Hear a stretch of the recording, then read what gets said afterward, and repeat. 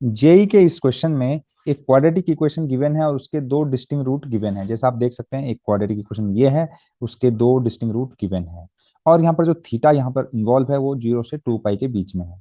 तो अगर एम और कैपिटल एम इस एक्सप्रेशन की मिनिमम और मैक्सिमम वैल्यू है तो हमें इसकी वैल्यू बतानी है।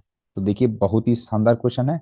देखिएगा, सबसे पहले 2x² plus cos theta times x minus 1 equal to 0 के दो रूट हैं। एक को अल्फा बोल देते हैं, एक को बीटा बोल देते हैं, है ना। मैं यहाँ पे थीटा थीटा नहीं लिख रहा हूँ, ठीक है। अब क्योंकि यहाँ पर इसकी मिनिमम और मैक्सिमम वैल्यू की बात हुई है तो हमारे दिमाग में क्लिक करना चाहिए कि क्या मैं इसको sum of root and product of root में लिख सकता हूँ क्या। तो बिल्कुल लिख सकते हैं।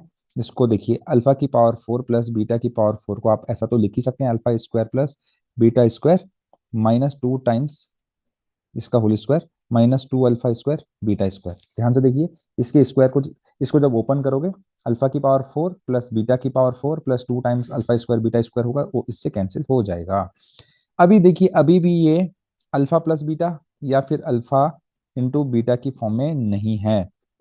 तो इसको मैं अल्फा प्लस बीटा का whole square minus 2 alpha beta raise to power 2 minus 2 alpha square beta square लिख सकता हूँ। ऐसा मैंने क्यों किया? देखिए, यहाँ पर अलग अलग रूट निकालने से अच्छा है कि आप क्या करिए, अल्फा प्लस बीटा निकाल लीजिए, मतलब सम ऑफ रूट आसानी से निकल जाएगा, जो कि यहाँ से आएगा माइनस कॉस थीटा अपॉन 2, और alpha into beta is equal to आएगा -1/2। इनको यहाँ पर रख देते हैं। अल्फा प्लस बीटा की जगह माइनस कॉस थीटा बाई 2 रखेंगे तो ये आ जाएगा cos square theta by 4 minus 2 alpha beta. Alpha beta की जगह माइनस हाफ रखोगे तो ये +1 हो जाएगा, और इसकी whole raise to power 2 minus 2 times. अब देखिए, अल्फा बीटा का होल स्क्वायर मैं इसको लिख सकता हूँ, बिल्कुल लिख सकता हूँ। तो अल्फा बीटा माइनस हाफ है तो ये हो जाएगा 1/4 के बराबर।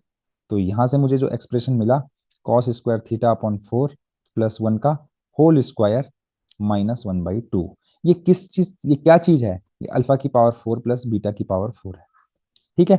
अब इस एक्सप्रेशन की मुझे मिनिमम और मैक्सिमम वैल्यू निकालनी है। तो देखिए, किसी भी एक्सप्रेशन की मिनिमम और मैक्सिमम वैल्यू निकालने के लिए बाकी तो सब सारी चीजें नोन है, बस ये कॉस थीटा की वैल्यू हमें पता लग जाए। अब आपको पता है कॉस थीटा जो है 0 से 2 पाई है, तो कॉस थीटा की वैल्यू जब मिनिमम होगी तो ये एक्सप्रेशन की वैल्यू मिनिमम होगी, जब कॉस थीटा यानी कि न्यूमरेटर जब मैक्सिमम होगा तभी इस एक्सप्रेशन की वैल्यू मैक्सिमम होगी।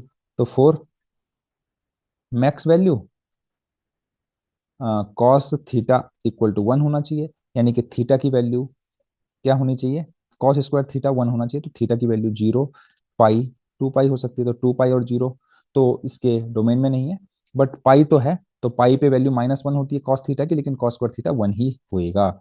और फॉर मिन वैल्यू कॉस स्क्वायर थीटा की वैल्यू होनी चाहिए 0। कब होगी कॉस स्क्वायर थीटा की वैल्यू 0? कब होगी? जब थीटा π/2 होगा और 3π/2 होगा। तो π/2 और 3π/2 0 से 2 पाई के रेंज में आते हैं। तो इसका मतलब कॉस स्क्वायर थीटा की हमें मिनिमम वैल्यू कब मिलेगी? जब मैं थीटा इक्वल टू क्या रखूंगा, π/2 रखूंगा या 3π/2, तो ये 0 हो जाएगा, यानी कि 1² माइनस 1/2 यानी कि हाफ। ये हो गई मिनिमम वैल्यू। मैक्सिमम वैल्यू के लिए मैं थीटा मतलब cos square theta equal to 1 यहाँ पे रख दूंगा, क्योंकि ये वैल्यू पॉसिबल है पाई पे, है ना। तो आप बोलोगे सर आपने डायरेक्ट ये वैल्यू क्यों नहीं रखी? मैं यहाँ पर एंगल चेक करूंगा पहले, अगर वो एंगल इस डोमेन के अंदर लाई करता है तभी जाके मैं उस वैल्यू को इंक्लूड करूंगा। तो इसकी मैक्सिमम वैल्यू क्या होगी? 1/4 +1 का होल स्क्वायर -1/2।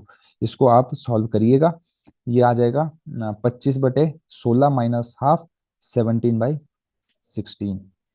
तो अब आपको निकालना क्या है? 16 times m plus m which is equal to 16 times 17/16 minus, sorry, plus half. तो अगर आप एलसीएम लेंगे तो ये 8/16 हो जाएगा ऐसा।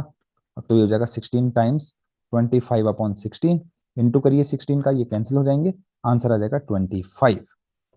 25 अगर आप देखेंगे तो ऑप्शन नंबर 2 है। अगर आपको सॉल्यूशन अच्छा लगे, चैनल को लाइक शेयर और सब्सक्राइब करना बिल्कुल ना भूलें। साथ ही साथ आप अपने डाउट बिल्कुल पूछें। Thank you very much.